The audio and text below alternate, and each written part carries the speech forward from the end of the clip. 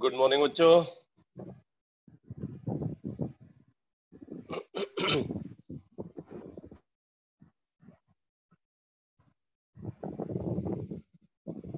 तो देखो बहुत दिन बाद जो है मॉर्निंग जो है वो गुड दिखाई पड़ रही है।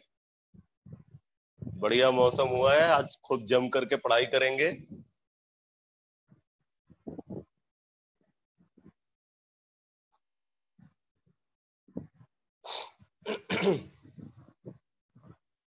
तो आज हमें केमिकल कैनेटिक्स डिस्कस करना है। केमिकल कैनेटिक्स में लास्ट क्लास में हमने फर्स्ट ऑर्डर रिएक्शन का इंटीग्रेटेड रेट लॉ को डिराइव किया था और उसकी ग्राफिकल एनालिसिस भी हमने देखा, जो डिफरेंट टाइप के कर्व फर्स्ट ऑर्डर रिएक्शन में ऑब्जर्व होते हैं। तो अब मैं आपको एक एक्सप्रेशन बताने जा रहा हूं जो एनसीईआरटी में भी गिवन है। जैसे अगर आपसे पूछा जाए कि अगर किसी गिवन टाइम इंटरवल में, ठीक है, अगर एक पर्टिकुलर टाइम इंटरवल मान लो T1 टू T2 एक टाइम इंटरवल हम डिफाइन करें और उस टाइम इंटरवल में अगर हमें ये पता करना हो कि कितना कंसंट्रेशन रिएक्टेंट का वो कंज्यूम हुआ होगा, तो इसको हम कैसे डिटरमाइन कर सकते हैं। तो आप इसको इस तरीके से समझो, जैसे मान लो हमने एक रिएक्शन कंसीडर किया A converted into P, A converted into P, ये रिएक्शन है T इज इक्वल टू 0 पे। ठीक है, मान लो कि रिएक्टेंट A का कंसंट्रेशन CA0 है। एट टाइम T1 अगर इसका कंसंट्रेशन है CA1 and at time T2 अगर इसका कंसंट्रेशन है CA2।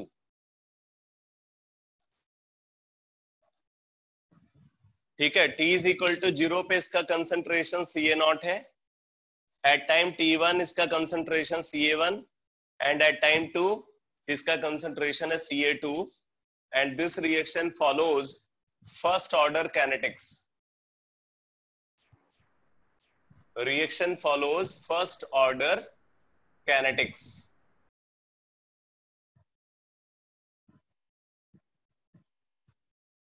तो रिएक्शन फर्स्ट ऑर्डर काइनेटिक्स को फॉलो करती है और ये इंफॉर्मेशन गिवन है। तो अब आप देखो, फर्स्ट ऑर्डर रिएक्शन के लिए हमने एक्सप्रेशन डिराइव किया था फॉर फर्स्ट ऑर्डर रिएक्शन।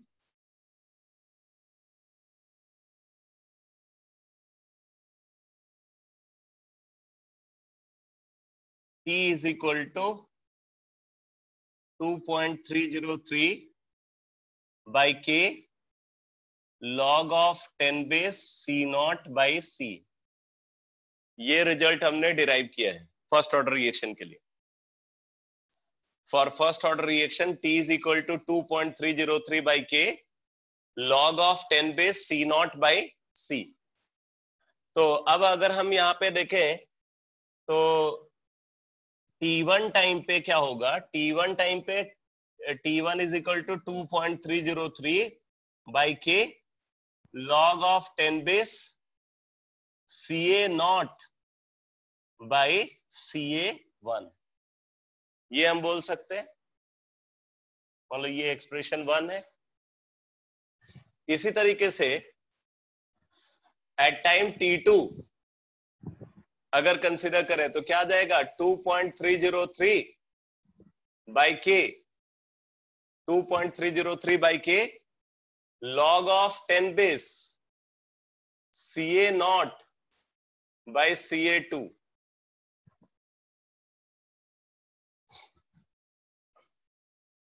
ठीक है, तो अब देखो फिर यहां से हम ये लिख सकते हैं T2 minus T1 is equal to, मतलब रिएक्शन 2 में से एक्सप्रेशन 2 में से एक्सप्रेशन 1 को सब्ट्रैक्ट कर दिया, तो T2 minus T1 is equal to 2.303 by K, ये हमने कॉमन ले लिया log of 10 base CA naught upon CA2 minus log of 10 base CA naught by CA1, ये लिख सकते हैं।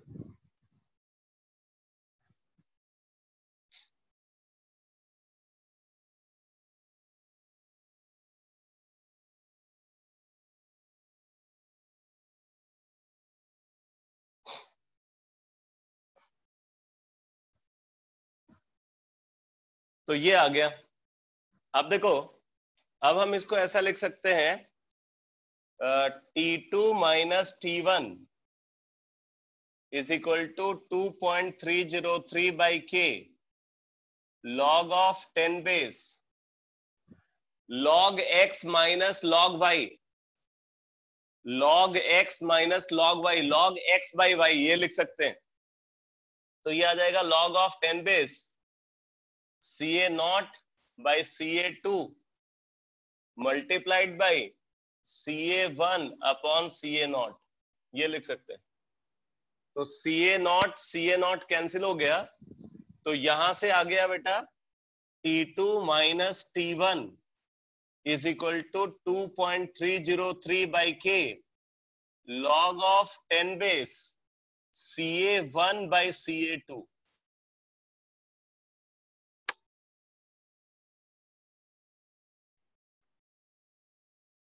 ये रिजल्ट हमने डिराइव किया।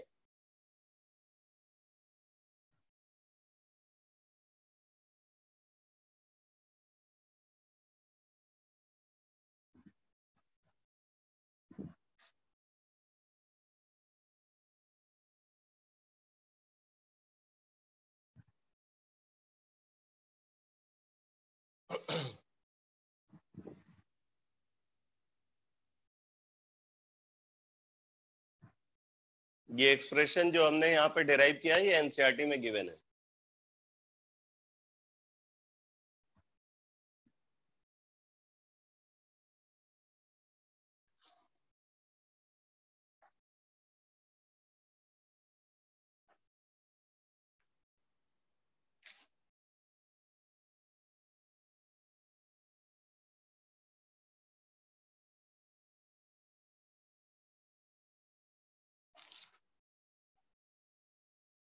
ये एनसीईआरटी में आप देखोगे पेज नंबर 107 पे 4.13 इक्वेशन 4.13 को देखो, तो ये यही रिजल्ट है जो हमने यहाँ पे डिराइव किया है।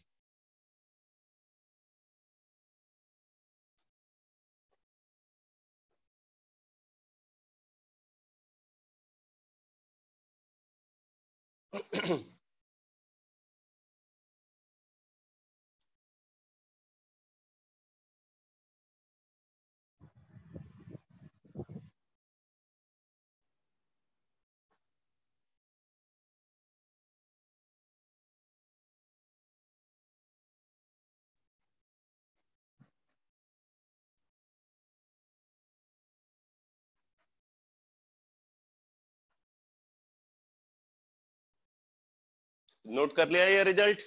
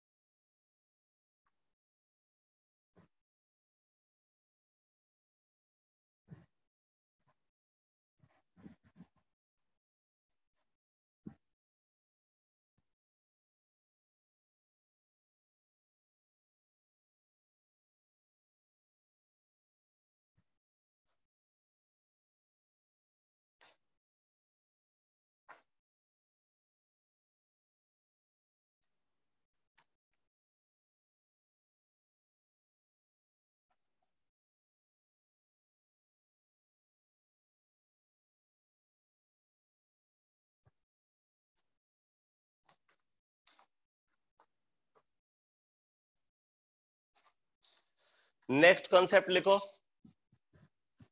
Half life time of a reaction, half life time of a reaction.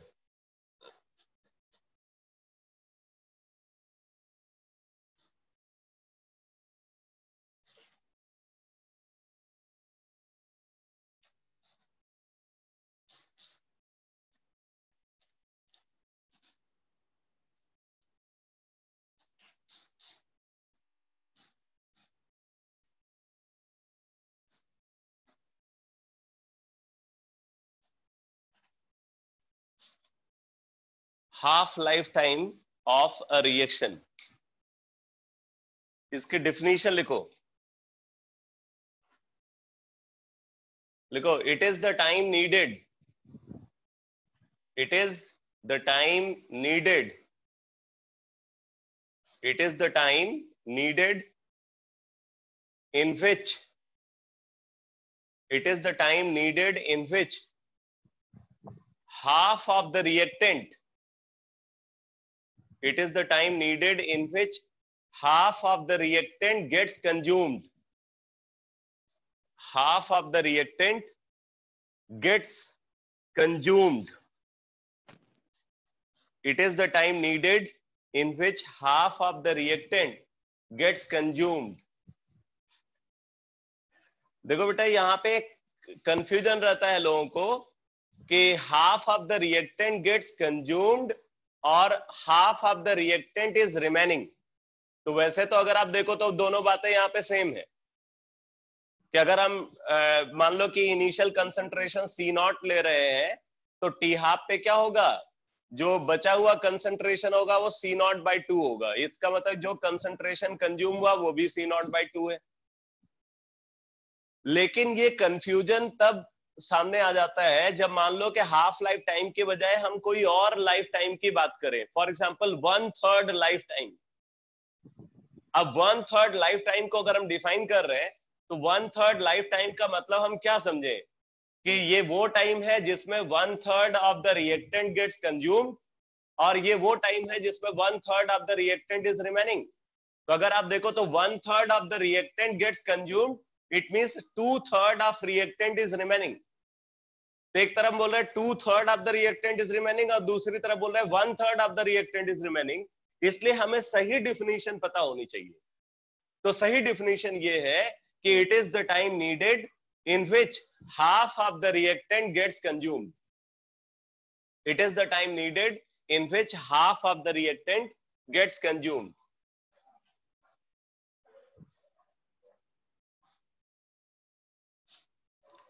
तो आप ये बोल सकते हो at t is equal to t half, at t is equal to t half, c is equal to C0/2, at t is equal to t half, c is equal to C0/2। c यानी कि जो बचा हुआ concentration है, C0 initial concentration, तो initial concentration bye 2 होगा concentration T half पे, eight t is equal to t half, c is equal to C0/2।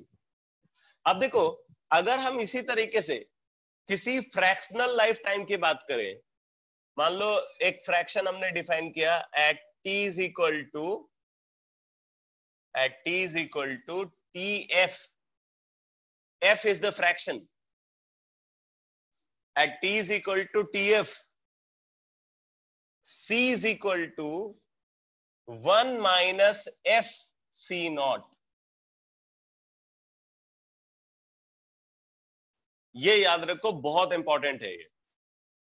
At t is equal to tf, c is equal to 1 minus f C0।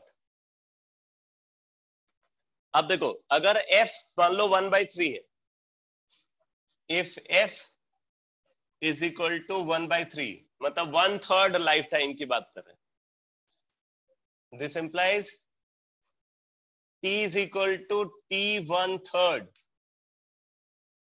तो c is equal to क्या हो जाएगा, 1 minus 1/3 C0 यानी कि 2/3 C0। तो आप यहाँ पे बोलोगे कि जो कंसंट्रेशन बचा हुआ है वो इनिशियल कंसंट्रेशन का 2/3 है, तो 2/3 बचा हुआ है, 1/3 कंज्यूम हो गया। अगर मान लो हम बोल रहे हैं कि if T is equal to T 3/4, if T is equal to T 3/4, तो बचा हुआ कंसंट्रेशन C क्या होगा? C is equal to 1 minus 3/4 C not, यानी कि 1/4 C नॉट। तो 1/4 बचा होगा, 3/4 कंज्यूम हो गया। तो ये फ्रैक्शनल लाइफ टाइम का मतलब समझ में आ गया बेटा? फ्रैक्शनल लाइफ टाइम का मतलब समझ में आया? ठीक है, ये वो फ्रैक्शन है जो उस टाइम इंटरवल में रिएक्टेंट का कंज्यूम हो गया।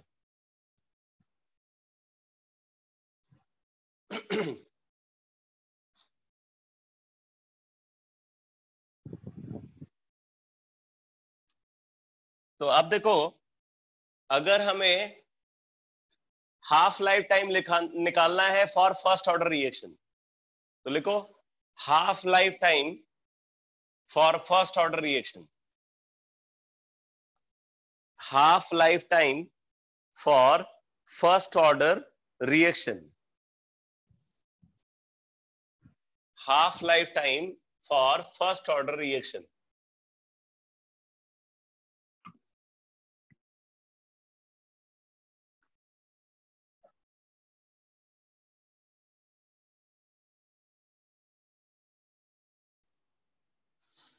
तो half life time for first order reaction क्या होगा? For first order reaction T is equal to 2.303 by K log of 10 base C naught by C, ये होता है।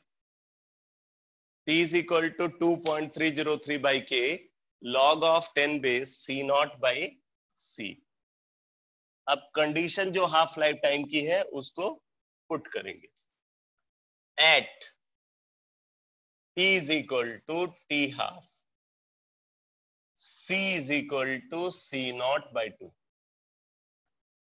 At T is equal to T half, C is equal to C naught by 2। इसको यहां put करते हैं, तो T की जगह पे आ गया T half is equal to 2.303 by K log of 10 base C naught upon C naught by 2।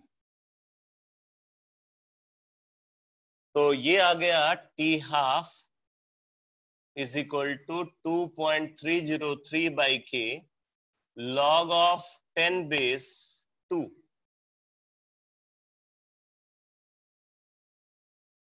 log 2 value होती है 0.3010, तो ये आ जाएगा 2.303 इंटू 0.3010 अपॉन के। तो ये आ जाता है T half is equal to 0.693 by के।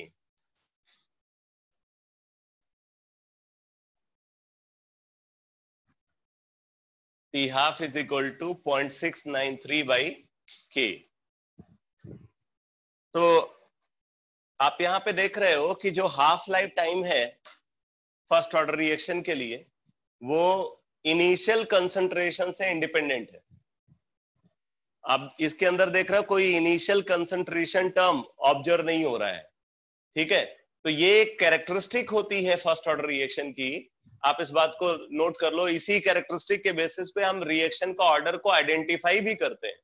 अगर किसी रिएक्शन का जो हाफ लाइफ टाइम है वो इनिशियल कंसंट्रेशन से इंडिपेंडेंट रहता है, इसका मतलब सर्टेन है वो first order reaction.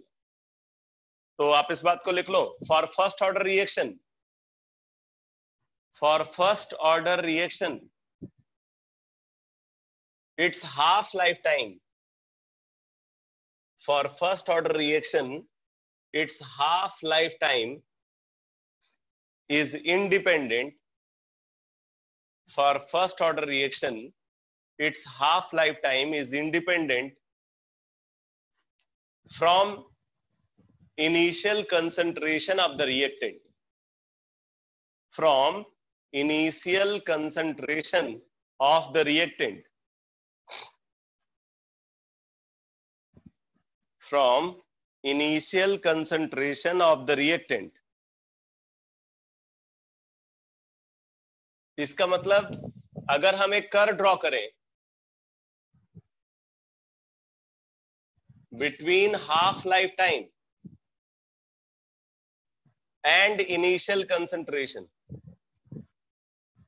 First order reaction के लिए अगर हम कर्व ड्रॉ करें between half life time and initial concentration, तो यहां पे आप देखोगे हाफ लाइफ टाइम कांस्टेंट रहेगी.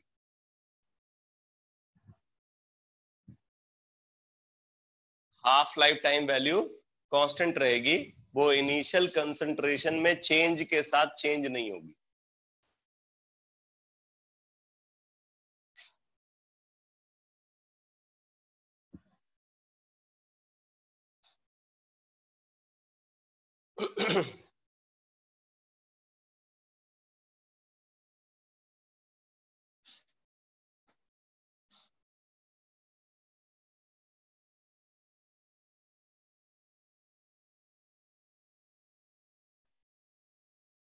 नेक्स्ट हम लिखो mean life time. Mean life time और average life time. Average life time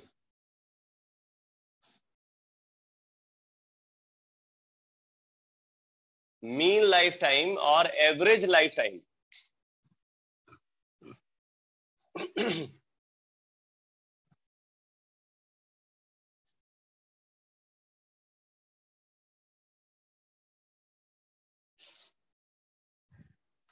definition लिखो इसकी.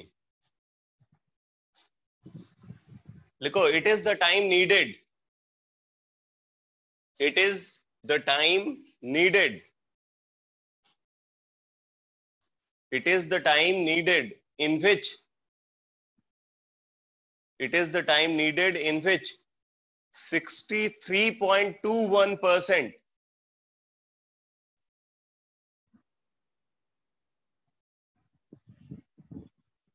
it is the time needed in which 63.21% it is the time needed in which 63.21% of the reactant. It is the time needed in which 63.21% of the reactant gets consumed. Gets consumed. It is the time needed in which 63.21% of the reactant gets consumed. तो अगर 63.21% consume हो गया, इसका मतलब 36.79% of the reactant is remaining. ये बोला जा सकता है. आगे लिखो it is reciprocal of. It is reciprocal of rate constant. It is reciprocal of rate constant. जो मीन लाइफ टाइम होता है ये रेट कांस्टेंट का रेसिप्रोकल होता है. ठीक है, तो इसको टी एवरेज और टाउ से रिप्रेजेंट करते हैं. तो average life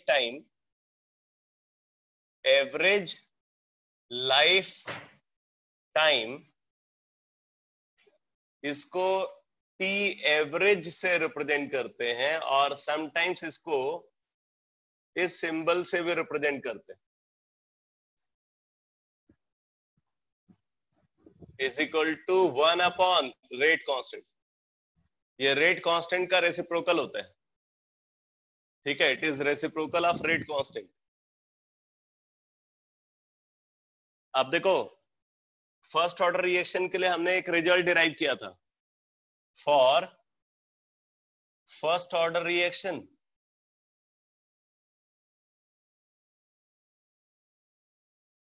C is equal to C naught e to the power minus KT, ये रिजल्ट हमने डिराइव किया था फर्स्ट ऑर्डर रिएक्शन के लिए। C is equal to C naught e to the power minus KT। अब अगर यहां पे हम T की जगह पे T एवरेज को पुट करें, at T is equal to T average, ठीक है, यहां पे पुट करते हैं C is equal to C naught e to the power minus K multiplied by T average और टाउ, तो ये 1/K है। तो ये आ गया C naught e to the power -1, C naught e to the power -1, यानी कि C is equal to C naught by E।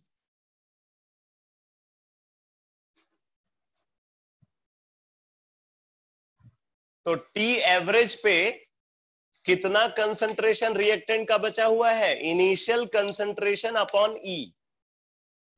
और आपको पता है जो E वैल्यू है ये 2.718 होता है।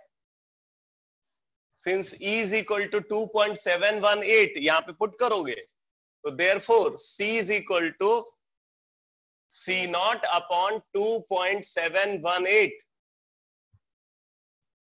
C is equal to C naught upon 2.718।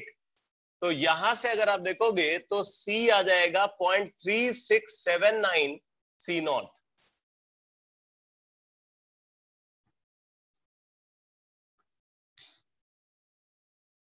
.3679 C naught। तो मतलब इनिशियल कंसंट्रेशन का कितना बचा हुआ है, 0.3679 टाइम्स। तो आप ये बोल सकते हो कि fraction of reactant remaining is equal to 0.3679। अब यहीं से वो डेफिनेशन आ रही है कि 36.79% रिएक्टेंट का बचा हुआ है। तो अगर 36.79% बचा हुआ है, इसका मतलब 63.21% रिएक्टेंट का कंज्यूम हो गया।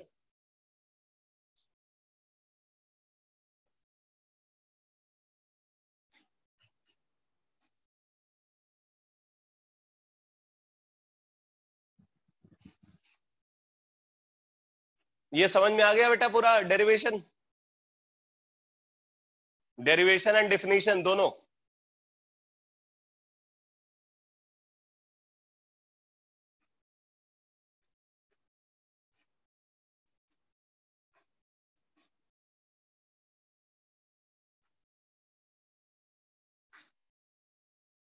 मीन लाइफ टाइम उस टाइम इंटरवल को बोलते हैं जिसमें रिएक्टेंट का 63.21% कंज्यूम हो जाता है, मतलब 36.79% बचा रहता है। 63.21% कंज्यूम हो जाता है, या बोल सकते हो 36.79% बचा रहता है। अच्छा, एक बात और आप देखो, जो टी एवरेज है और tau that is equal to 1/K, ठीक है, ये है एवरेज लाइफ टाइम। और अभी आपने देखा था फर्स्ट ऑर्डर रिएक्शन के केस में टी हाफ हमने निकाला कितना आया, 0.693/K। T half is equal to 0.693/K for first order reaction, ये हमने निकाला था। तो आप यहाँ पे इसको ऐसे भी लिख सकते हो 1/K इज टी एवरेज, तो आप इसको लिख सकते हो 0.693 इंटू टी एवरेज।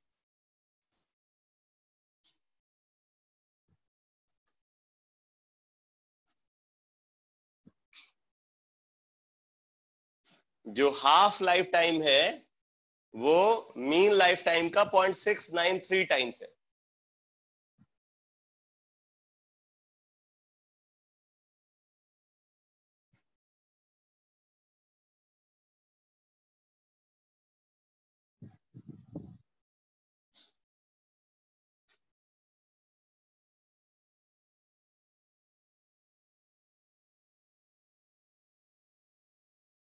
ये आप जो रिजल्ट देख रहे हो ना, ये न्यूक्लियर केमिस्ट्री में, इनफैक्ट जब फिजिक्स में आप न्यूक्लियर फिजिक्स पढ़ते हो वहां भी इन रिजल्ट्स को फ्रिक्वेंटली यूज करते हैं।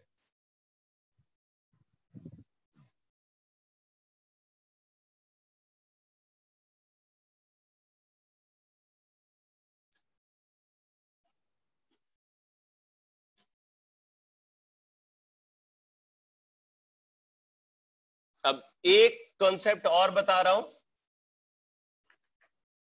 ये भी बड़ा इंपॉर्टेंट रिजल्ट है, ठीक है। ये रेडियो एक्टिविटी या न्यूक्लियर केमिस्ट्री में इसको फ्रिक्वेंटली यूज करते हैं। देखो, अगर हम एक टेबल कंसिडर करें, observation table, time,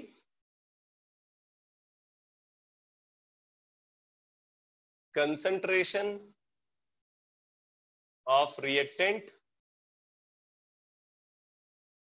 concentration of reactant is remaining, concentration of reactant is remaining, and concentration of reactant, concentration of reactant gets consumed.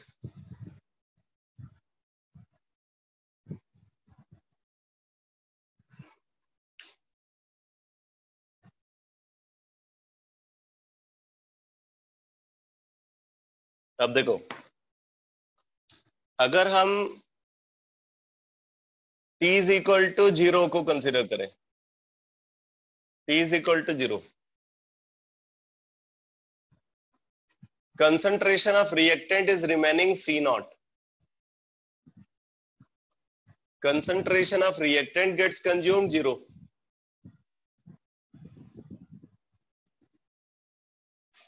हमने टाइम कंसिडर किया t half, at t is equal to t half, concentration of reactant is remaining, तो आप इसको लिखोगे 1 minus half C naught, 1 minus half C naught, concentration of reactant gets consumed,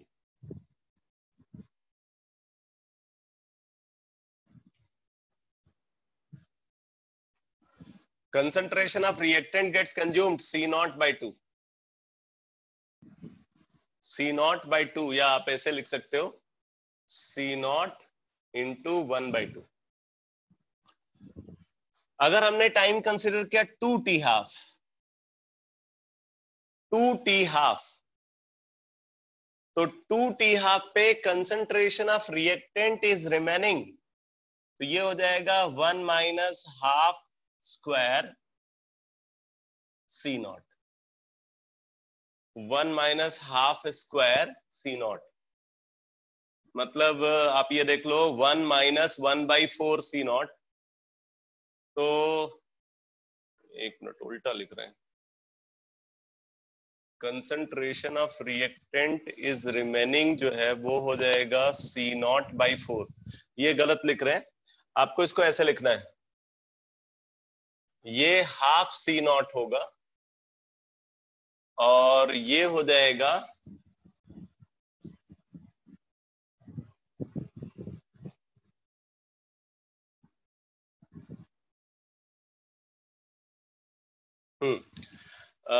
ये हो जाएगा 1 minus half C not. अभी आपको समझ में आ जाएगा, टेंशन मत लो। तो ये आ गया concentration of reactant is remaining half C naught और concentration of reactant gets consumed 1 minus half C naught. अब हमने निकाला 2t हाफ पे concentration of reactant is remaining, तो ये हो जाएगा 1/2 स्क्वायर C नॉट, मतलब C नॉट बाई 4 बचेगा। भाई देखो, एक टी हाफ पे क्या होगा, अगर C नॉट से स्टार्ट किया तो एक टी हाफ के बाद कितना बचा, C नॉट बाई 2। अब C नॉट बाई 2 से अगले टी हाफ के बाद कितना बचेगा, C नॉट बाई 4। उसके अगले टी हाफ के बाद कितना बचेगा, C नॉट बाई 8। मतलब जो भी इनिशियल अमाउंट रहा होगा उसका हाफ बचेगा। तो 2 t½ के बाद कितना बचेगा, C0/4 बचेगा, तो 1/2 स्क्वायर C0। तो concentration of reactant gets consumed, ये कितना हो जाएगा, 1 minus 1/2 square C0, 1 minus 1/2 square C0। ठीक है, अगर हम 3t½ को कंसिडर करें तो 3t½ पे ये क्या हो जाएगा, 1/2 क्यूब C0, और ये हो जाएगा 1 माइनस 1/2 क्यूब C0। इसी तरीके से अगर हम n⁻² को कंसिडर करें, n½ लाइफ टाइम, तो n½ लाइफ टाइम के बाद इसका बचेगा बेटा ½ n C0, और इसका मतलब ये बचा होगा, और इसका कंज्यूम कितना होगा, 1 माइनस ½ n C0।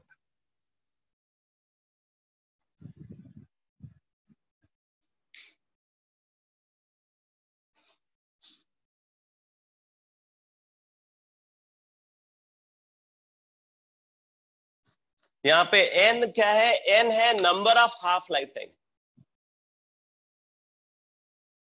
n यहां पे क्या है, number of half life time. ठीक है, तो ये रिजल्ट हमने निकाला है, तो अब हम इसको ऐसे लिख सकते हैं,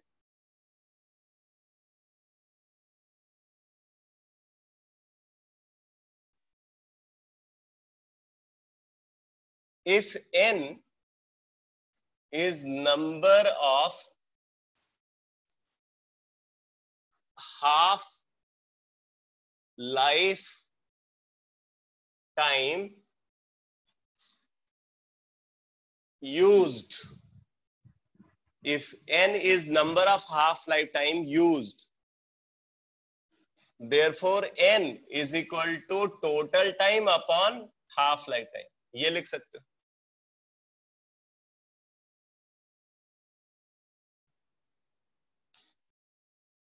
then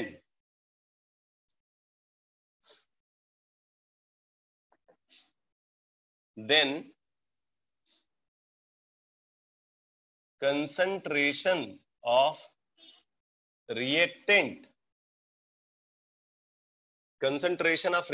is remaining,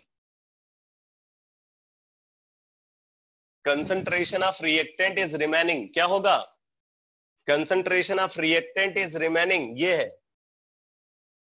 तो आ जाएगा is equal to C is equal to C0 into 1/2 to the power n। n यहां पे number of half life time है, T/T²। concentration of reactant is remaining, C is equal to C0 into 1/2 to the power n।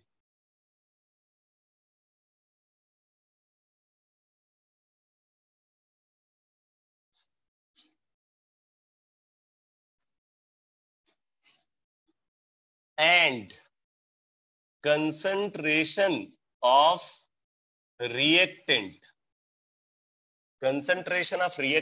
gets consumed,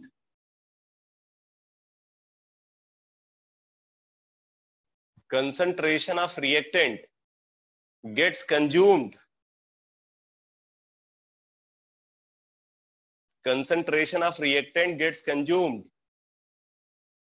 तो ये क्या हो जाएगा, ये हो जाएगा C0 minus C, concentration of reactant gets consumed, C0 minus C, C0 initial और C जो बचा हुआ है, तो C0 minus C is equal to आ जाएगा C0 into 1 minus half to the power n।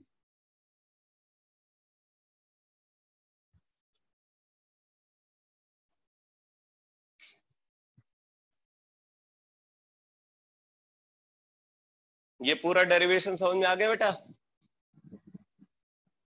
ये जो रिजल्ट्स हमने डिराइव किए हैं।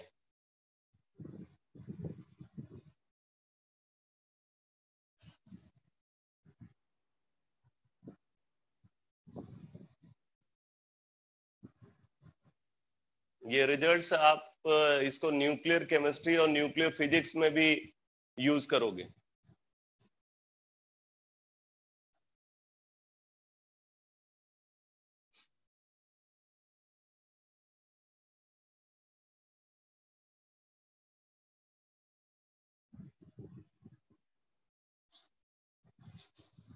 अब आप लिखो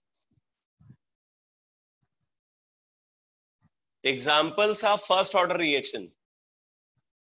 examples of first order reaction, ये जो एग्जाम्पल बता रहा हूं ये आपको याद होने चाहिए, इस पे सीधे क्वेश्चन पूछा जाता है। Examples of first order reaction,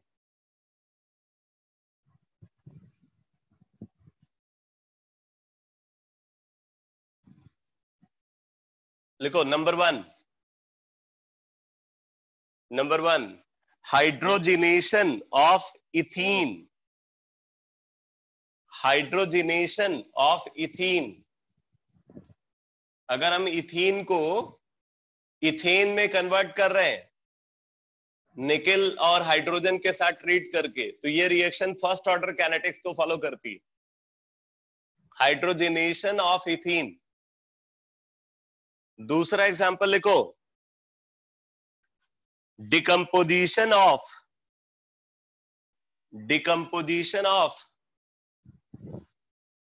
N2O5। Decomposition of N2O5, N2O and hydrogen peroxide, इनका जो डिकम्पोजिशन है ये हमेशा फर्स्ट ऑर्डर काइनेटिक्स को फॉलो करता है। Decomposition of N2O5, N2O and H2O2। अगला एग्जांपल लिखो acid hydrolysis of ester. Acid hydrolysis of ester, acid hydrolysis of ester. देखो एसिड हाइड्रोलिसिस ऑफ एस्टर में क्या होता है, जैसे हम एक एस्टर को कंसीडर कर रहे हैं, मान लो एक एस्टर है, ये एस्टर है RCOOR', ये वाला एल्काइल ग्रुप और ये वाला एल्काइल ग्रुप, ये दोनों सेम भी हो सकते हैं, डिफरेंट भी हो सकते हैं। अब हम इसकी हाइड्रोलिसिस करा रहे हैं, मतलब वाटर के साथ इसको ट्रीट कर रहे हैं, और साथ में हमने एसिड कैटलिस्ट यूज किया है। एसिड कैटलिस्ट H पॉजिटिव हम यूज कर रहे हैं, तो रिएक्शन के थ्रू बनता है कार्बोक्सिलिक एसिड और प्रोड्यूस होता है एल्कोहल। कार्बोक्सिलिक एसिड और एल्कोहल का फॉर्मेशन होता है, तो ये reaction acid hydrolysis of ester बोली जाती है, और ये हमेशा फर्स्ट ऑर्डर काइनेटिक्स को फॉलो करती है। ये हमेशा फर्स्ट ऑर्डर काइनेटिक्स को फॉलो करेगी।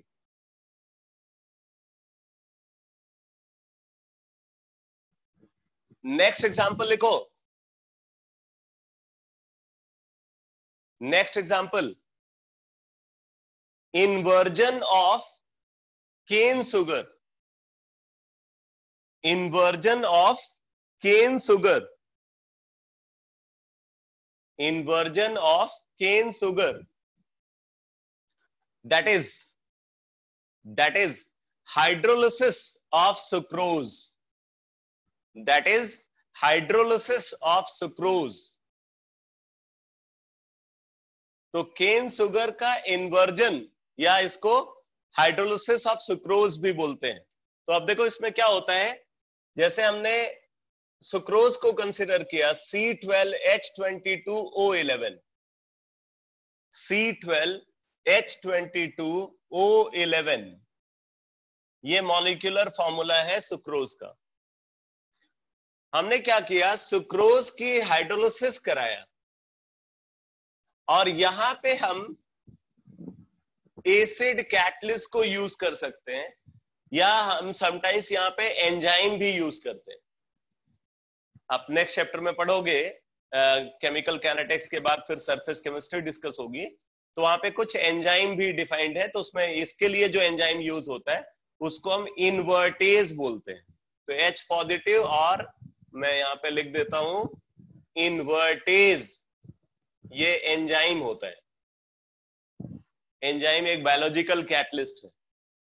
तो रिएक्शन के थ्रू बनता है ग्लूकोज, ग्लूकोज बनता है, और साथ में प्रोड्यूस होता है फ्रक्टोज। दोनों का मॉलिक्यूलर फॉर्मूला सेम है बट स्ट्रक्चरल फॉर्मूला अलग अलग है। इनका स्ट्रक्चरल फॉर्मूला अलग अलग होता है, मॉलिक्यूलर फॉर्मूला सेम होता है।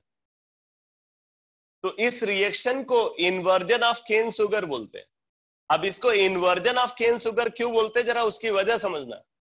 इसमें ये जो सुक्रोज होता है ये तो डेक्स्ट्रो रोटेटरी होता है, प्लेन पोलराइज्ड लाइट को क्लॉकवाइज डायरेक्शन में रोटेट करता है, डी फॉर्म होता है सुक्रोज। और ग्लूकोज जो होता है ये भी डी फॉर्म होता है, ये भी प्लेन पोलराइज्ड लाइट को क्लॉकवाइज डायरेक्शन में रोटेट करता है। बट जो फ्रक्टोज होता है ये प्लेन पोलराइज्ड लाइट को एंटी क्लॉकवाइज डायरेक्शन में रोटेट करता है, एल फॉर्म होता है। तो देखो जब हम इस प्रोसेस को स्टार्ट करेंगे तो स्टार्टिंग में सिर्फ सुक्रोज प्रेजेंट होगा, यहां पे स्टार्टिंग में सिर्फ सुक्रोज प्रेजेंट होता है जो कि डेक्स्ट्रो रोटेटरी होता है, क्लॉकवाइज रोटेशन दिखाता है। और जब ये पूरा हाइड्रोलिसिस प्रोसेस कंप्लीट हो जाता है तो हाइड्रोलिसिस प्रोसेस कंप्लीट होने पे सिर्फ ग्लूकोज और फ्रक्टोज प्रेजेंट होंगे, सुक्रोज नहीं होगा। अब इनमें से ये डेक्स्ट्रो फॉर्म है, मतलब डेक्स्ट्रो रोटेटरी है, और ये लीवो रोटेटरी है। इसमें से इसका जो लीवो रोटेशन है वो मैग्नीट्यूड वाइज इसके डेक्स्ट्रो रोटेशन से ज्यादा होता है। इसमें से क्या होगा, जो फाइनल मिक्सचर होगा वो लीवो रोटेटरी होगा। तो स्टार्ट हम डेक्स्ट्रो रोटेटरी सैंपल से करेंगे और इस प्रोसेस के एंड में क्या होगा, लीवो रोटेटरी सैंपल होगा। तो इसका मतलब है कि जो प्लेन पोलराइज लाइट के टूवर्ड्स उस सैंपल का बिहेवियर है वो स्टार्टिंग में कुछ और होगा और एंड में कुछ और होगा। स्टार्टिंग में वो क्लॉकवाइज रोटेशन को दिखा रहा होगा और एंड में एंटी क्लॉकवाइज रोटेशन को दिखा रहा होगा। इसीलिए इस फिनोमेना को बोलते हैं इन्वर्जन ऑफ केन शुगर। ठीक है, इसलिए इसको बोलते हैं इन्वर्जन ऑफ केन शुगर। तो ये क्लियर हुआ बेटा, क्यों इसको इन्वर्जन बोल रहे हैं?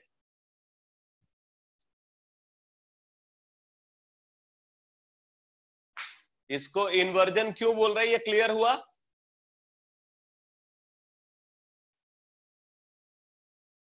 नहीं समझ में आया? अरे मैं ये बोल रहा हूं कि ये जो है वो डेक्स्ट्रो फॉर्म है, क्लॉकवाइज रोटेशन दिखाता है, और ये भी डेक्स्ट्रो फॉर्म है, क्लॉकवाइज रोटेशन दिखाता है। बट ये लीवो फॉर्म है, एंटी क्लॉकवाइज रोटेशन दिखाता है प्लेन पोलराइज लाइट के टूवर्ड्स। और उसमें अगर इन दोनों की बात करें तो जो फ्रक्टोज का लीवो रोटेशन है वो ग्लूकोज के डेक्स्ट्रो रोटेशन को डोमिनेट करता है।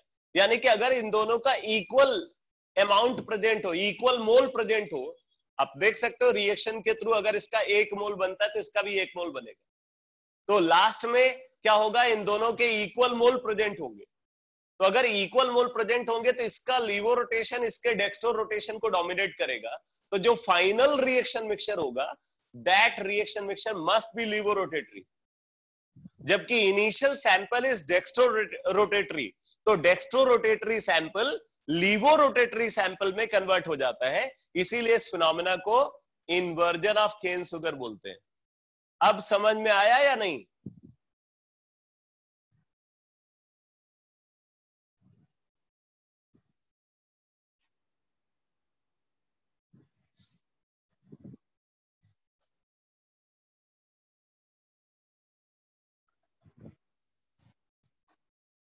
अगला एग्जांपल लिखो, all nuclear changes, all nuclear changes, all nuclear changes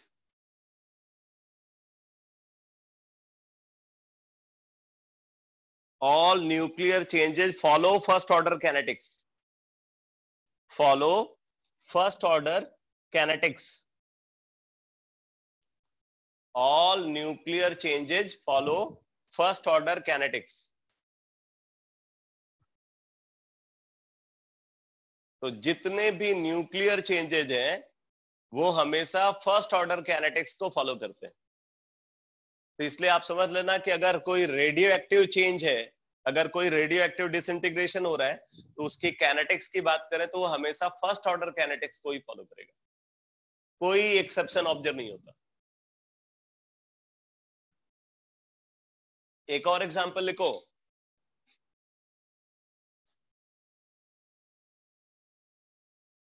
लिखो decomposition of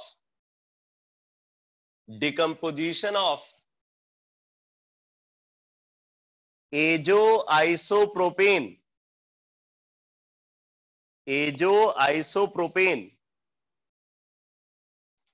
to hexane and nitrogen. Decomposition of azo isopropene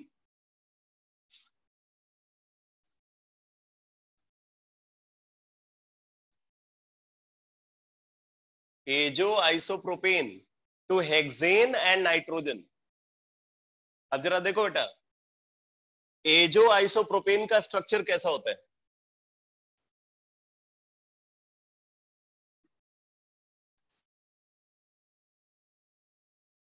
ये है एजो आइसोप्रोपेन. अगर हम इसको हीट करते हैं और अल्ट्रावायलेट लाइट के साथ ट्रीट करते हैं, इसको हीट करते हैं या अल्ट्रावायलेट लाइट के साथ ट्रीट करते हैं, तो ये प्रोडक्ट बन जाता है यहां पे.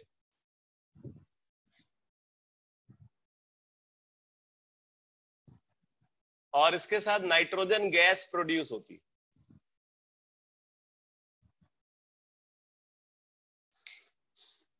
तो ये रिएक्शन भी हमेशा फर्स्ट ऑर्डर कैनेटिक्स को फॉलो करती है.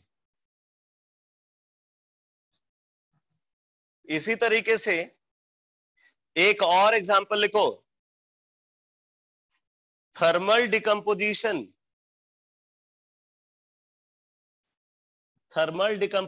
Of sulphuryl chloride. Thermal decomposition of sulphuryl chloride in constant volume container. Thermal decomposition of sulfuryl chloride in constant volume container. अब जरा देखो इसमें क्या होगा. SO2Cl2, ये सल्फ्यूराइल क्लोराइड होता है, इसको हम हीट कर रहे हैं. कैसे कंटेनर में? कांस्टेंट वॉल्यूम कंटेनर में. Constant volume container.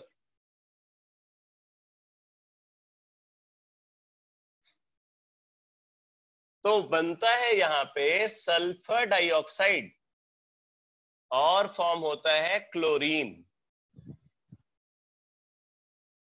Sulphur dioxide बनता है और क्लोरीन बनता है. ये रिएक्शन भी हमेशा फर्स्ट ऑर्डर कैनेटिक्स को फॉलो करती है. तो मैंने ये जो एग्जाम्पल आपको बताए हैं, ये सारे एग्जाम्पल आपको क्रैम होने चाहिए, ये रटना है आपको. और इस पे सीधे क्वेश्चन पूछे जाते हैं. क्वेश्चन पूछा जाएगा which of the following follow first order kinetics. अब इनमें से कोई एक एग्जाम्पल वहां पे गिवन होगा, बाकी सारे एग्जाम्पल जो है वो डिफरेंट होंगे. तो आपको ये याद रखना है कि कौन कौन से रिएक्शंस हैं या कौन कौन से चेंजेस हैं जहां पे फर्स्ट ऑर्डर कैनेटिक्स फॉलो होती. तो अब मैं क्वेश्चन सॉल्व करा रहा हूं फर्स्ट ऑर्डर कैनेटिक्स पे बेस्ड. ठीक है, आप जरा एक क्वेश्चन लिखो. फर्स्ट ऑर्डर कैनेटिक्स या उससे पहले का जो डिस्कशन है मैं उसी पे बेस्ड न्यूमेरिकल करा रहा हूं. लिखो the oxidation of certain metal. The oxidation of certain metal. The oxidation of certain metal is found to obey the equation. is found to obey the equation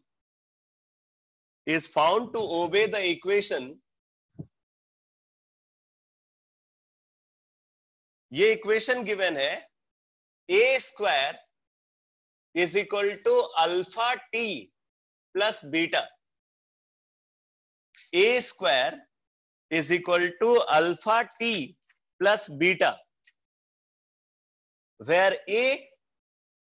where capital A is the thickness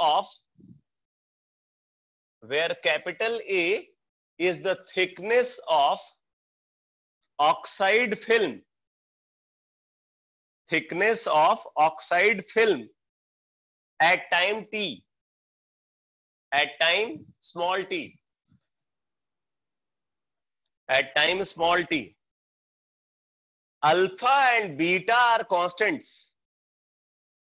Alpha and beta are constants. आगे लिखो determine the order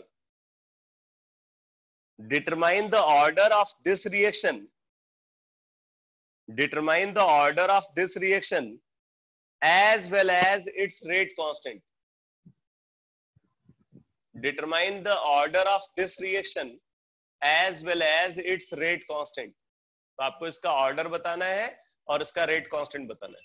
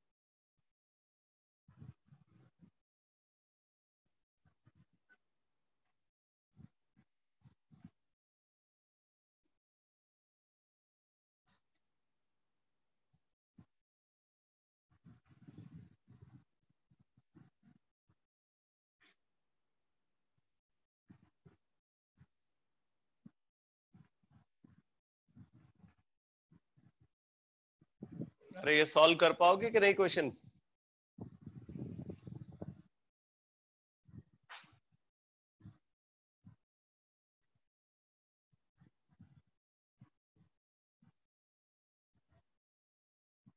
first order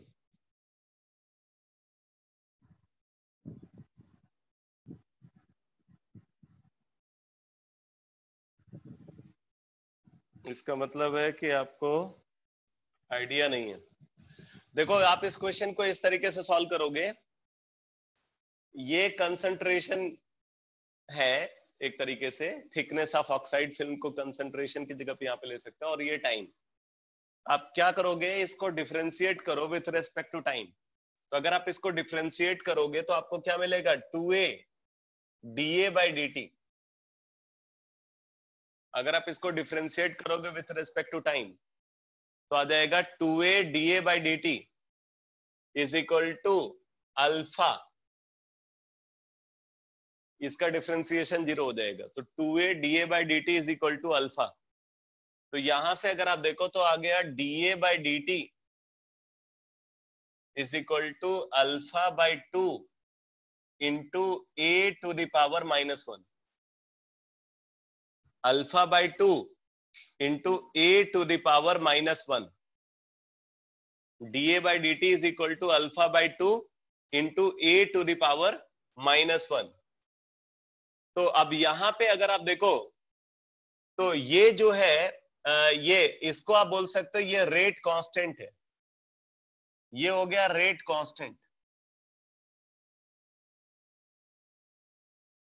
और ये है concentration, ये concentration term है। तो इस पे जो पावर है, इस पावर को बोला जाएगा, ये है order.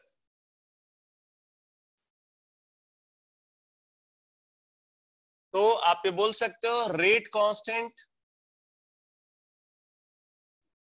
Is equal to alpha by 2, order is equal to -1। आया समझ में?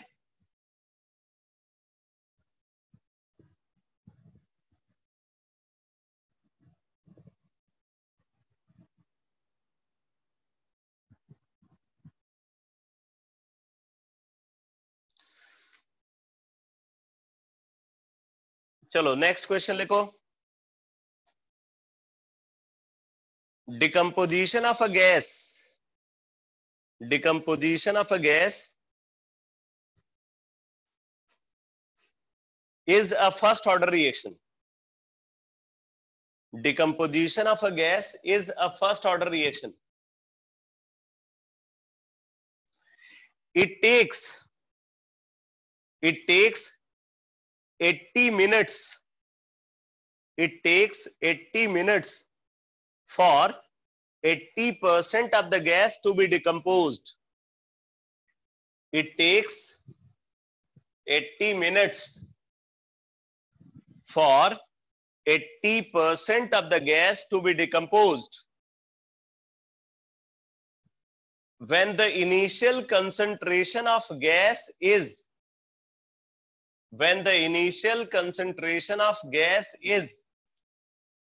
8 into 10 to the power -2 mole per liter, 8 into 10 to the power -2 mole per liter. Calculate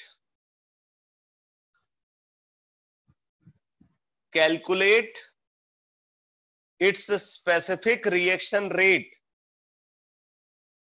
Calculate its specific reaction rate. Specific reaction rate क्या होता है वो मैंने आपको बताया हुआ है।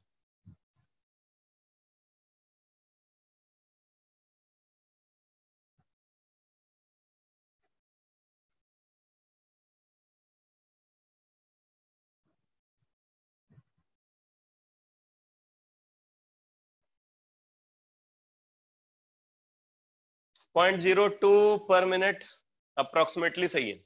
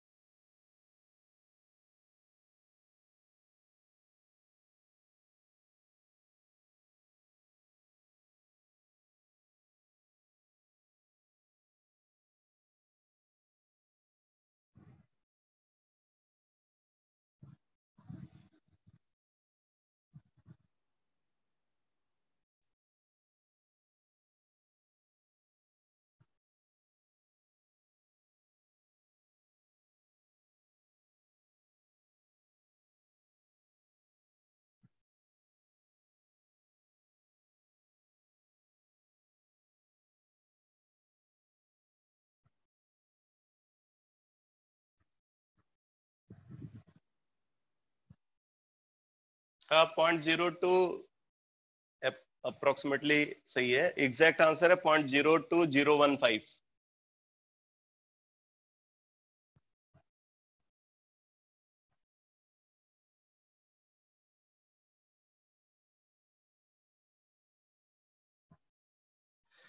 तो इस क्वेश्चन में गिवन है decomposition of a gas is a first order reaction. It takes 80 minute for 80% of the gas to be decomposed. 80 minute में गैस का 80% डिकम्पोज हो जाता है। अगर इनिशियल कंसंट्रेशन 8 इंटू 10⁻⁻² मोल पर लीटर है तो आपको रिएक्शन का रेट कांस्टेंट निकालना है। तो फॉर फर्स्ट ऑर्डर रिएक्शन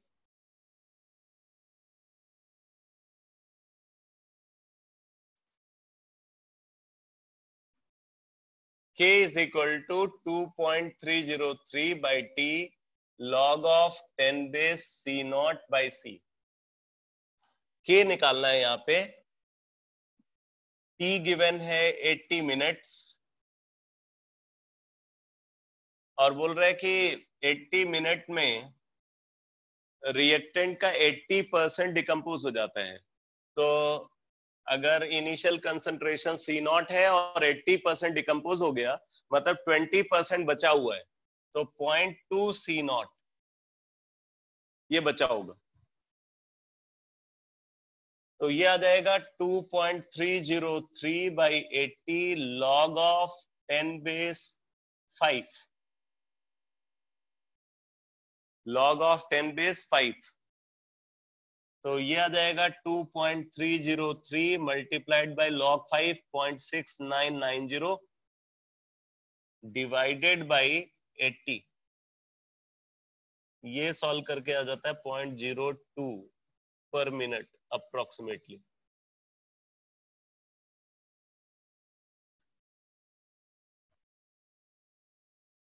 0.02 पर मिनट। इनिशियल कंसंट्रेशन की यहाँ पे जरूरत नहीं है।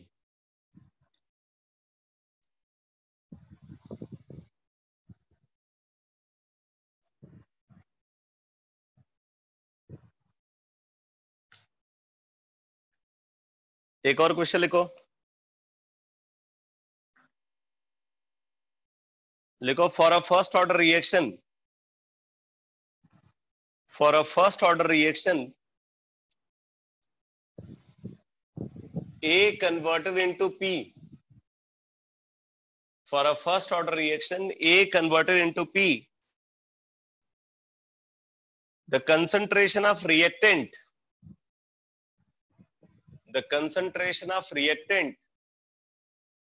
remains unreacted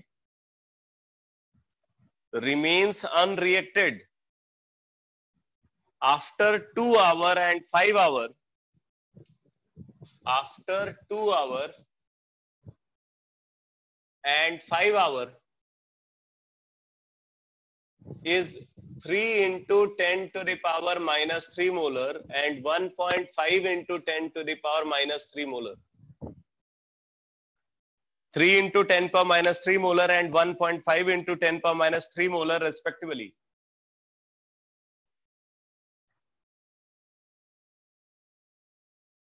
Determine the concentration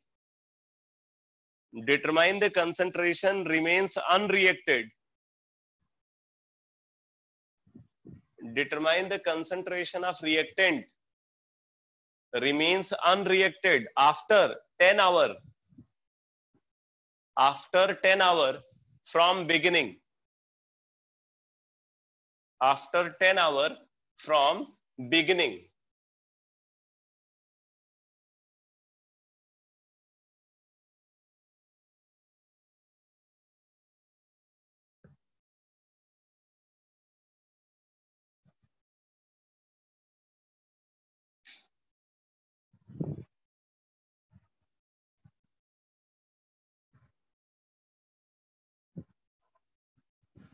Determine the concentration of reactant remains unreacted. Determine the concentration of reactant remains unreacted after 10 hour from beginning. After 10 our from beginning.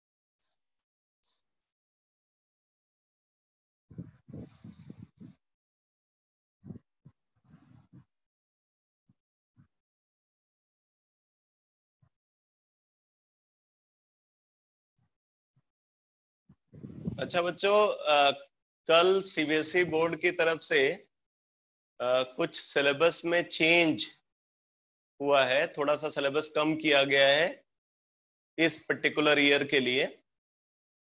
तो ये एक चीज समझ लेना कि ये जो चेंज है ये सिर्फ बोर्ड एग्जाम के लिए है, कॉम्पिटिटिव एग्जाम के लिए कोई चेंज नहीं है। कॉम्पिटिटिव एग्जाम के लिए आपको सब कुछ पढ़ना है, ये चेंज सिर्फ बोर्ड एग्जाम में होगा। ठीक है, कल शायद शोभित ने या किसी स्टूडेंट ने जो है वो व्हाट्सएप ग्रुप में ऐड किया था सिलेबस, तो मैं आपको क्लियर कर दूं कि ये चेंज सिर्फ बोर्ड एग्जाम के लिए है, कॉम्पिटिटिव एग्जाम के लिए नहीं है। और चेंज में भी आप ये देखोगे कि ज्यादातर जो थियोरेटिकल डिस्कशन था, थियोरेटिकल डिस्कशन को ही हटाया गया है।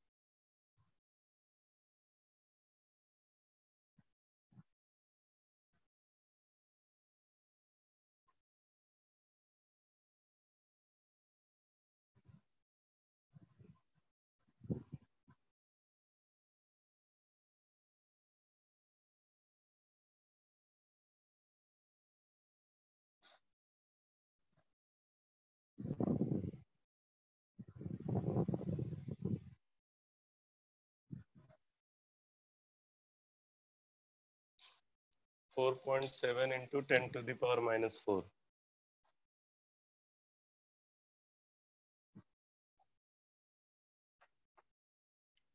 हाँ सही है, 4.7 into 10 power minus 4 सही है। चिराग बता कैसे सॉल्व किया? सर वो जो आपने फॉर्मूला लिखवाया था T2 minus T1 is equal to 2.303 by k log of CA1 by CA2। उससे के की वैल्यू निकाल ली, पहले 0.23 आ रही है।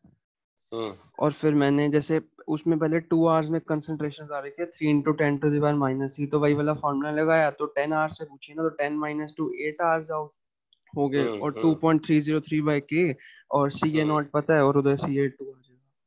सही है, सही है। CA0 नहीं पता है, CA0 मतलब 1 पता है। वो CA0 हो गया, यस जो सर, जो 2 आवर वाला जो कंसंट्रेशन है वो CA0 हो जाएगा। Yes sir.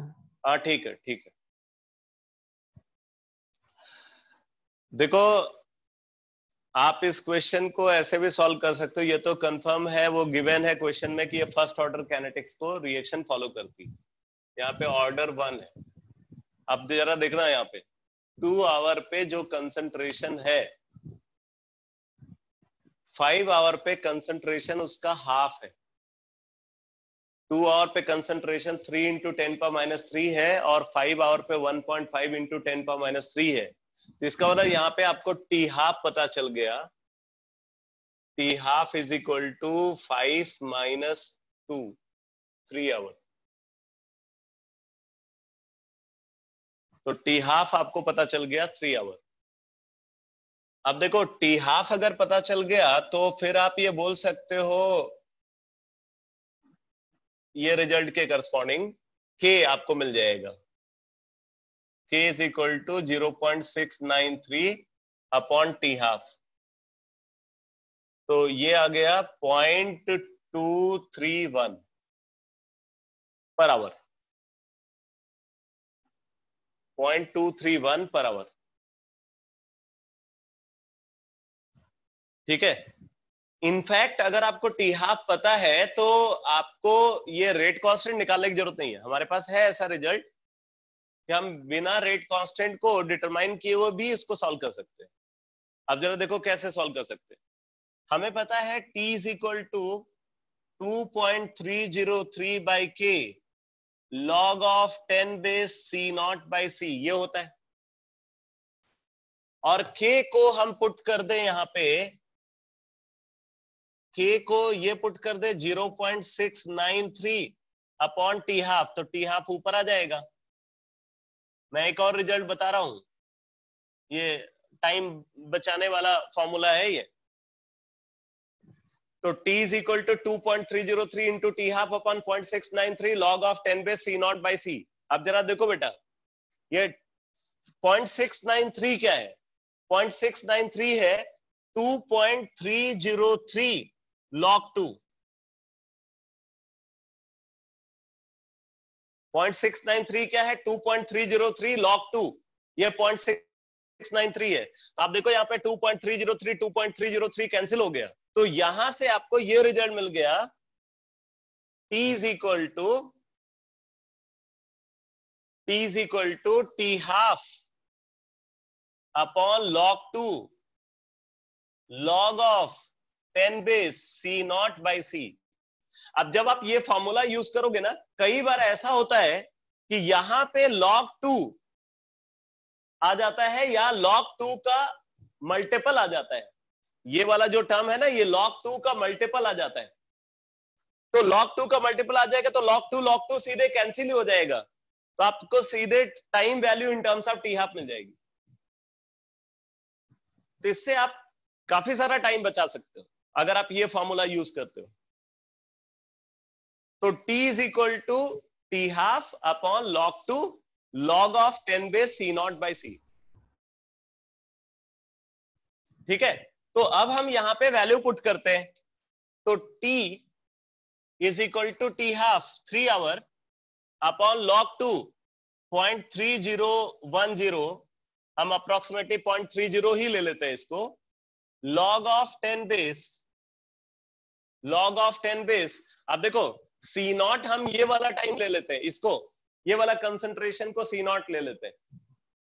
तो अगर 10 घंटे बाद, देखो 0 से 10 घंटे बाद, इसका मतलब 2 घंटे के 8 घंटे बाद, तो टाइम जो होगा वो हम ले लेंगे 8 आवर। तो log of 10 base C naught 3 into 10 to the power minus 3, अगर C नॉट है, हमें C निकालना है, और T वैल्यू तब हो जाएगी 8 आवर। अब आप यहां से सॉल्व कर सकते हो, ये आ जाएगा 10, तो 8 बाई 10, तो 0.8 is equal to log of 10 base 3 into 10 to the power minus 3 divided by C, ये आ जाएगा। तो यहां से अगर आप देखोगे तो 3 into 10 to the power minus 3 by C is equal to NT log of 0.8, NT log of 0.8।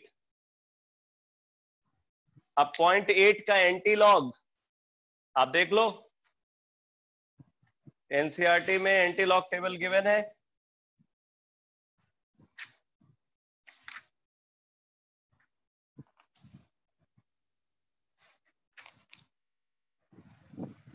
Point 8 का एंटी लॉग गिवन है बेटा 6.31, 6.31, तो ये आ गया 6.31।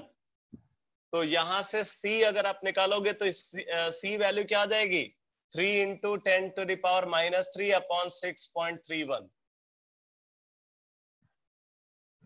3 into 10 to the power minus 3 upon 6.31, तो ये 4.7 into 10 to the power minus 4 approximately आ जाता है।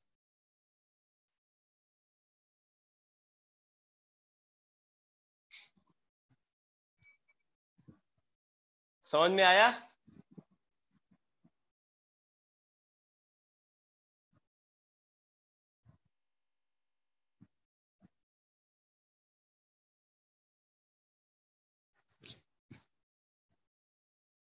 ये समझ में आया या फिर से एक्सप्लेन करूं?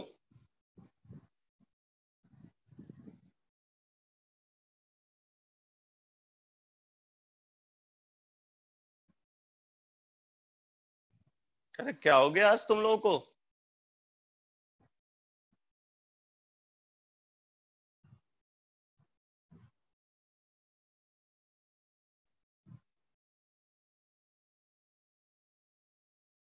अरे सो तो नहीं गए तुम लोग?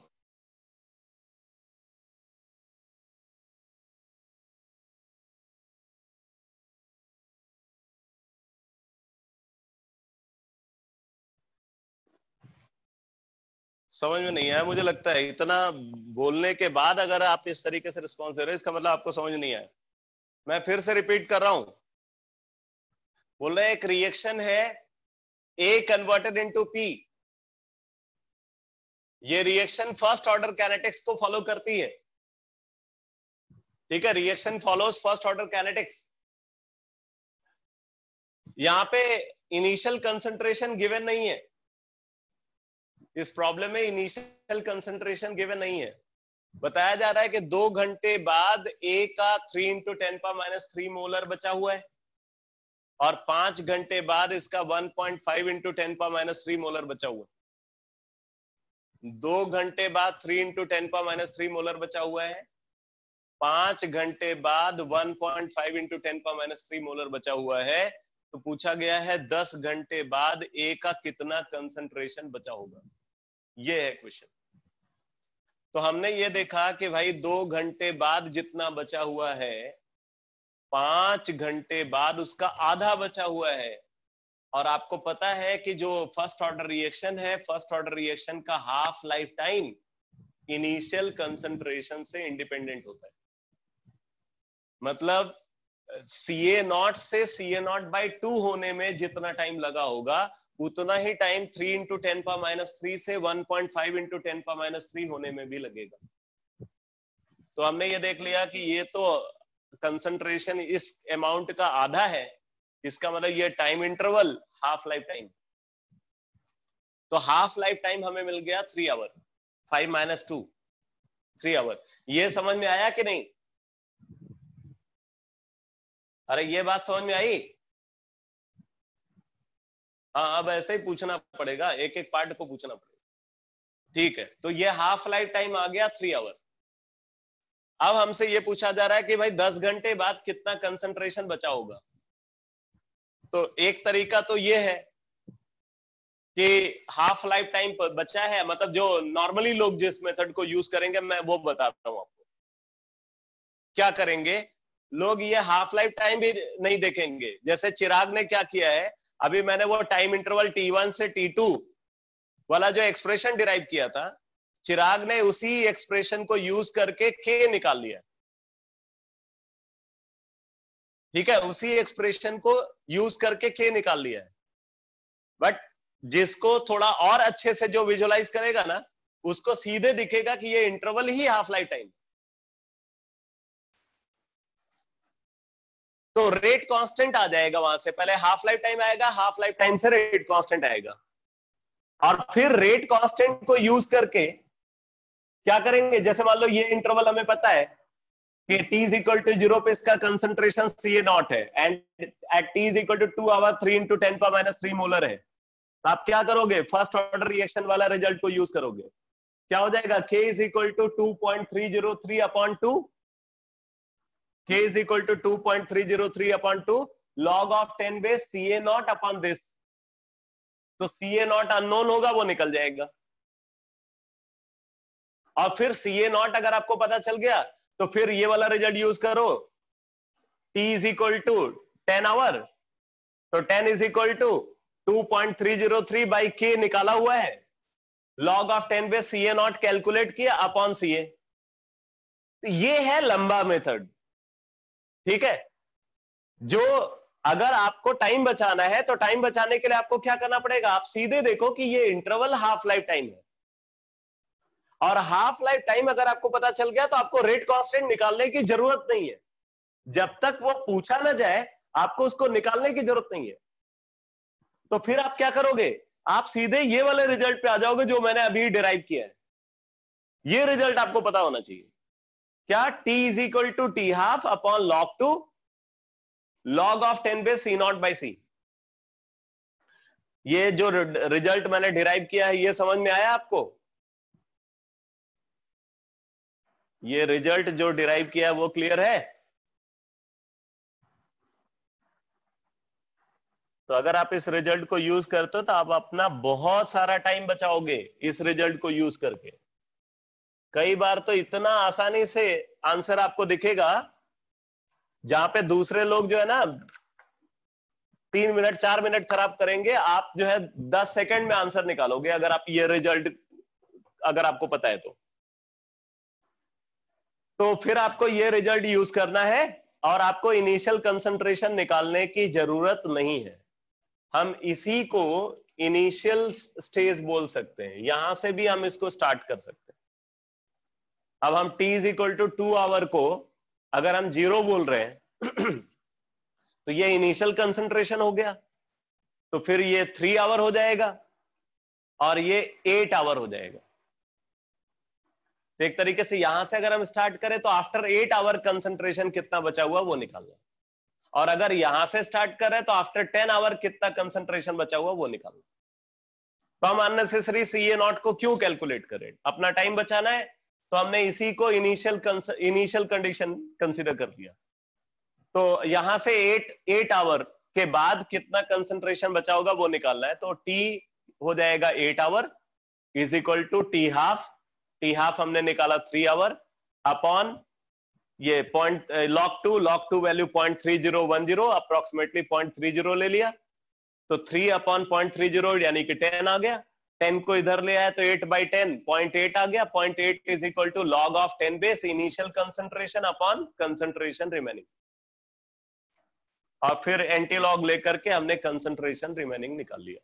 सर हाँ बोलो। जो अभी हमने पहले रिजल्ट नहीं ड्राइव किया टी हाफ में कि एन टी हाफ बाद कितनी कंसंट्रेशन रिमेनिंग होगी, हाँ उससे भी कर सकते हैं वाला? उससे तो फिर हाँ और एकदम कर easy आ सकते, जाएगा। एकदम कर सकते, एकदम कर सकते, ठीक उससे है। भी कर सकते।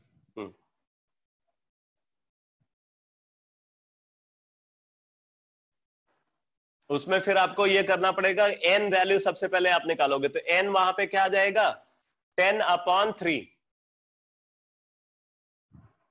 इसमें फिर तो भाई हम 2 10, आवर से नहीं स्टार्ट करेंगे क्योंकि हमें इनिशियल पता ही नहीं है ना सर, 2 आवर को हाँ इनिशियल मान के वो भी सही है, वो भी सही है। आप ठीक है। इसको ऐसे कर सकते हो कि n इज इक्वल टू 8 ले लिया तो 8/3 हो जाएगा यहाँ पे, अगर हम यहां से स्टार्ट करें इस कंडीशन से n इज इक्वल टू 8/3 हो जाएगा। ठीक है, और फिर आप ये वाला रिजल्ट यूज कर लो, c is equal to C naught यानी कि 3 into 10 to the power -3 C naught into 1/2 to the power 8/3। तो आपको यहां भी लॉग वॉग तो लेना ही पड़ेगा, यहां भी आपको लॉग लेना पड़ेगा।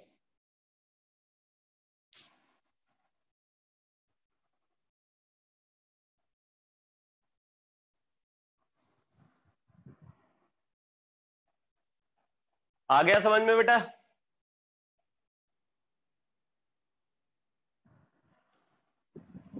अरे ये समझ में आ गया?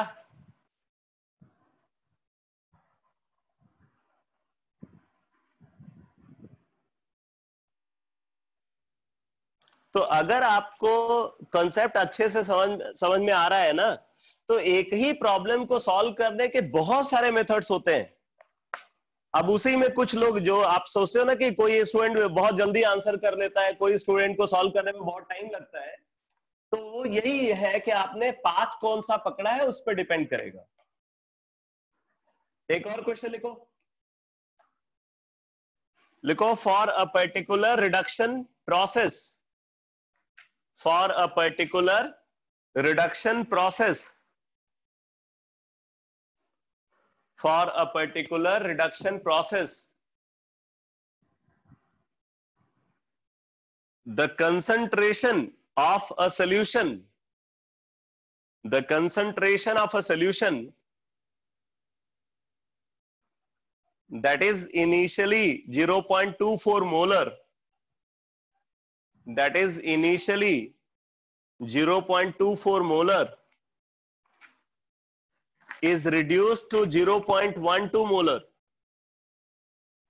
is reduced to 0.12 molar, is reduced to 0.12 molar in 10 hours. In 10 hours. And 0.6 molar and 0.06 molar and 0.06 molar and 0.06 molar in 20 hours. In 20 hours. What is the rate constant of this reaction? What is the rate constant of this reaction?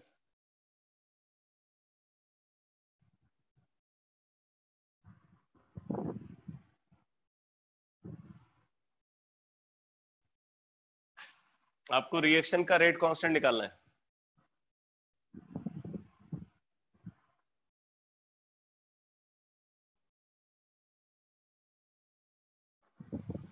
Very good चिराग.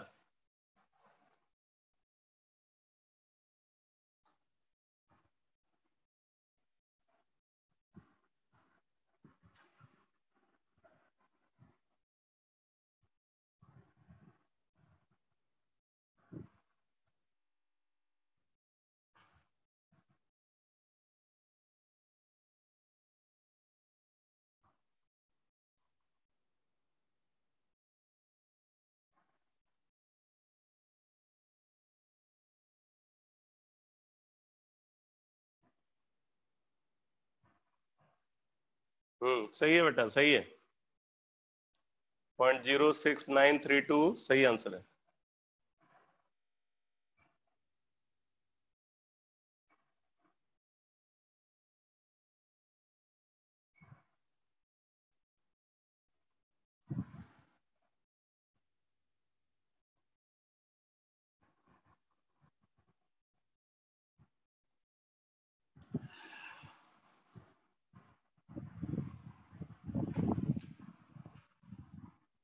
सबसे पहले आपको ये देखना पड़ेगा कि reaction का order क्या है. तो यहां पे देखो बोला जा रहा है कि 0.24 मोलर से 0.12 मोलर तक आने में 10 घंटे लगते हैं. और फिर बोला जा रहा है 0.12 मोलर से 0.06 मोलर तक आने में भी 10 घंटे लगते हैं. कैसे पता चला? बोल रहा है कि यहां से यहां आने में 20 घंटे लगते हैं. 0.24 मोलर से 0.06 मोलर तक आने में 20 घंटे लगते हैं. और बोला 0.24 मोलर से 0.12 मोलर तक आने में 10 घंटे लगते हैं. तो ऑब्वियसली 0.12 मोलर से 0.06 मोलर तक आने में भी 10 घंटे लगेंगे. अब इंपॉर्टेंट ये है बेटा कि जब इनिशियल कंसंट्रेशन 0.24 मोलर है तब भी हाफ लाइफ टाइम 10 घंटे है. और जब इनिशियल कंसंट्रेशन 0.12 मोलर है तब भी हाफ लाइफ टाइम 10 घंटे है.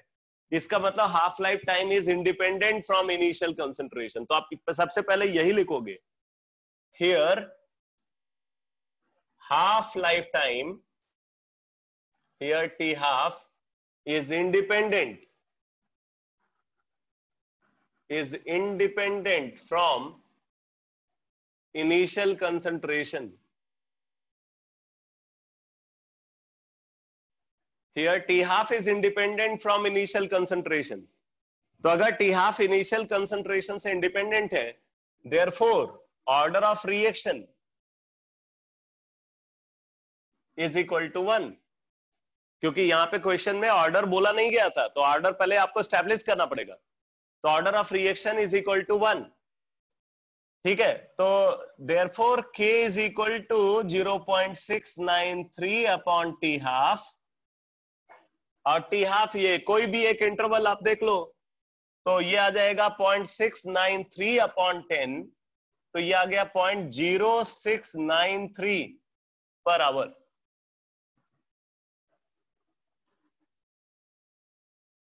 0.0693 per hour.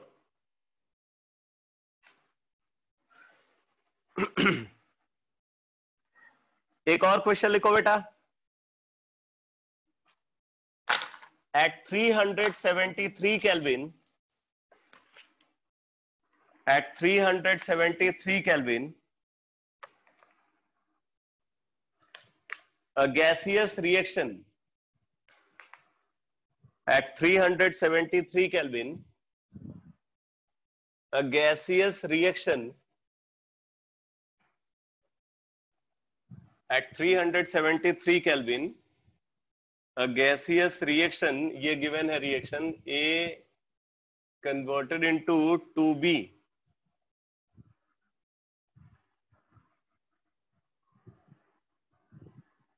plus C, ये given है A converted into 2B plus C is observed to be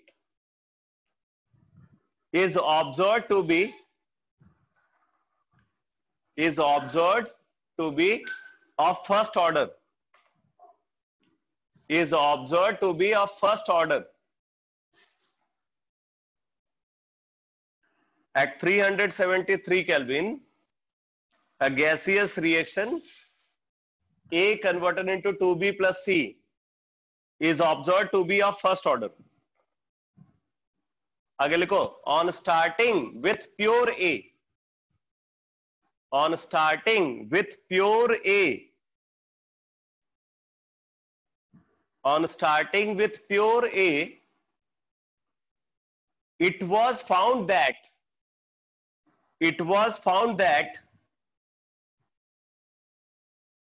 at the end of 10 minutes,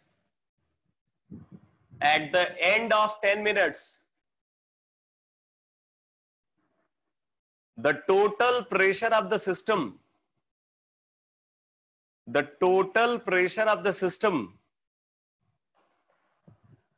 was 176 millimeter of mercury.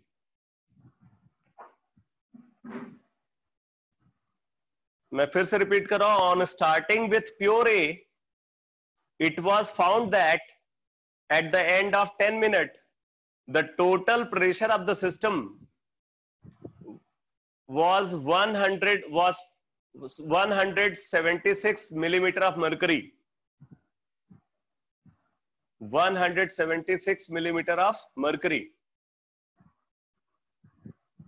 And after a long time,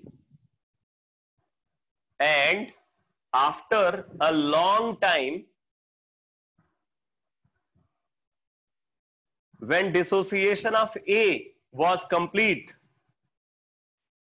and after a long time, when dissociation of A was complete,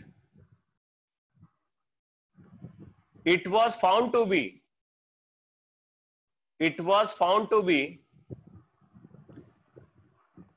270 millimeter of mercury.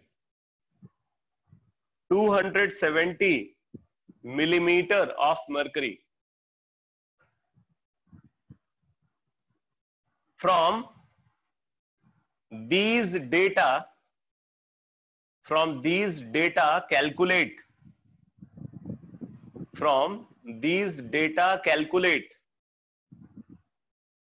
first part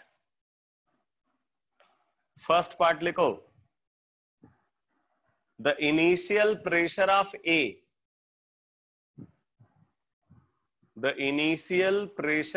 A, second part, the pressure of A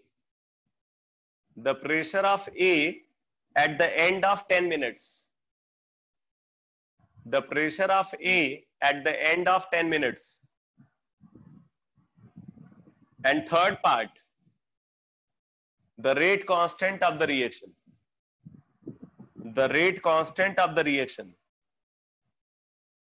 ये question आपको solve करना है.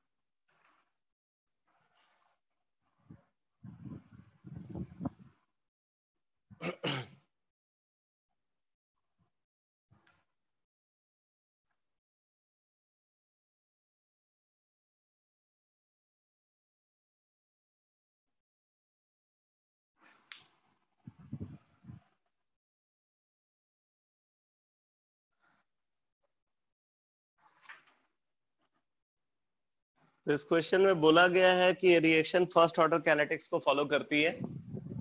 ध्यान देना ये gaseous phase reaction है, तो क्योंकि ये गैसियस फेज रिएक्शन है इसलिए यहाँ पे स्टोइकियोमेट्रिक कंपैरिजन आप सीधे प्रेशर के टर्म्स में कर सकते हो। क्योंकि ये रिएक्शन गैसियस फेज में प्रोसीड कर रही है इसलिए स्टोइकियोमेट्रिक कंपैरिजन यहाँ पे इन terms of pressure directly possible है। अब देखो कैसे हम इस प्रॉब्लम को सॉल्व करेंगे। एज्यूम कर लेते हैं कि ए का जो प्रेशर है इनिशियली वो पी नॉट है, initial pressure of A P not है, इनका प्रेशर स्टार्टिंग में 0 है। एट टाइम टी मान लो इसका एक्स प्रेशर डिक्रीज कर गया, एक्स यूनिट प्रेशर डिक्रीज कर गया, तो अब स्टोइकियोमेट्रिकली आप देखोगे अगर इसका 1 यूनिट डिक्रीज करता है तो इसका 2 यूनिट इंक्रीज करेगा और इसका 1 यूनिट इंक्रीज करेगा। तो अगर इसका x यूनिट डिक्रीज हुआ है तो इसका प्रेशर 2x यूनिट इंक्रीज करेगा और इसका प्रेशर x यूनिट इंक्रीज करेगा।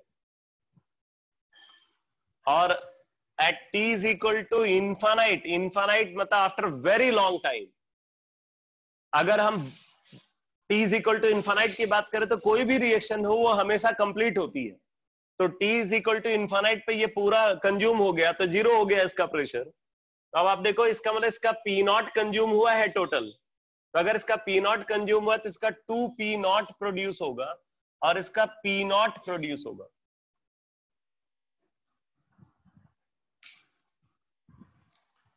ठीक है, तो total pressure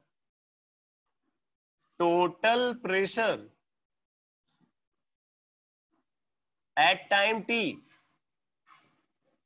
total pressure at time T PT is equal to, आप देखो क्या आ जाएगा, P naught minus X plus 2x plus X, ये तीनों को हमने ऐड कर दिया, ये टोटल प्रेशर है।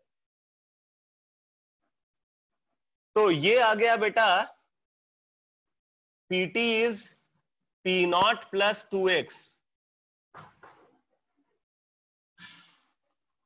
और इस प्रॉब्लम में अगर आप देखो तो इस प्रॉब्लम में बोल रहा है कि at t is equal to 10 minute total pressure is 176 millimetre of mercury. तो इसका मतलब हम ये बोल सकते हैं कि 176 is equal to P naught plus 2x।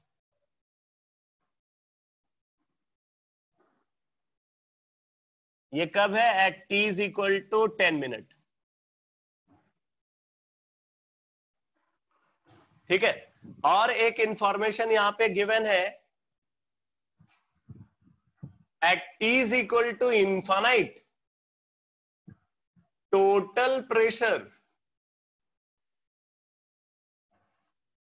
Eight t is equal to infinite total pressure P infinite is equal to क्या आ जाएगा, 2 P naught plus P naught, that is 3 P naught. और P इनफाइनाइट वैल्यू यहाँ पे 270 millimetre of mercury given है, तो P infinite that is 270 is equal to 3 P naught. तो यहां से P नॉट आ गया बेटा 90 millimetre of mercury. First part में यही कैलकुलेट करने के लिए बोला गया। इनिशियल प्रेशर ऑफ ए आ गया 90 मिलीमीटर ऑफ मर्करी, और अगर आप इनिशियल प्रेशर ऑफ ए आपने निकाल लिया तो यहां पुट करके आप x निकाल लोगे तो क्या आ जाएगा, 2x is equal to 176 minus 90, ये आ गया 86। तो x आ जाएगा यहां से 43 मिलीमीटर ऑफ मर्करी। तो आपसे यह भी पूछा गया है कि at t is equal to 10 minute पे a का प्रेशर क्या होगा, तो t is equal to 10 minute पे a का प्रेशर कितना है, P नॉट माइनस एक्स। तो partial pressure of A, partial pressure of A at t is equal to 10 minute is P naught minus X. P naught हमने निकाला है 90 और x निकाला है 43, तो ये आ गया बेटा 47 millimetre of mercury, 47 millimetre of mercury आ गया।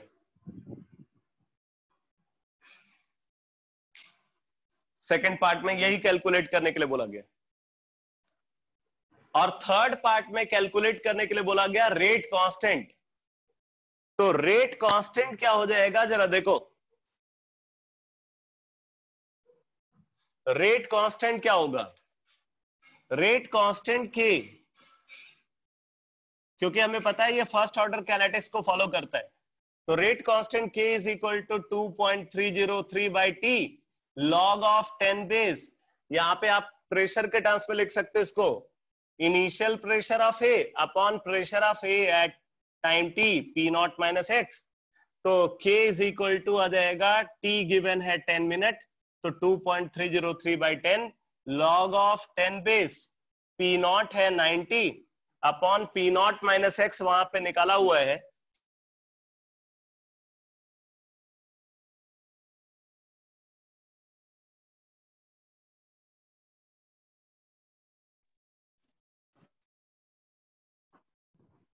तो k इज इक्वल टू क्या आ गया 2.303 by 10 log of 10 base 90 upon 47, 2.303 by 10 log of 10 base 90 upon 47।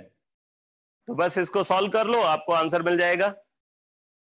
तो ये सॉल्व करके आ जाता है 6.49 into 10 to the power minus 2,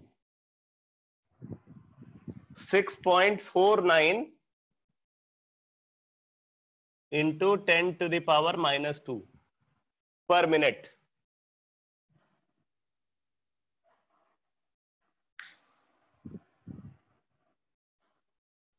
ठीक है, तो बस आज मैं क्लास को यहीं पे फिनिश कर रहा हूं।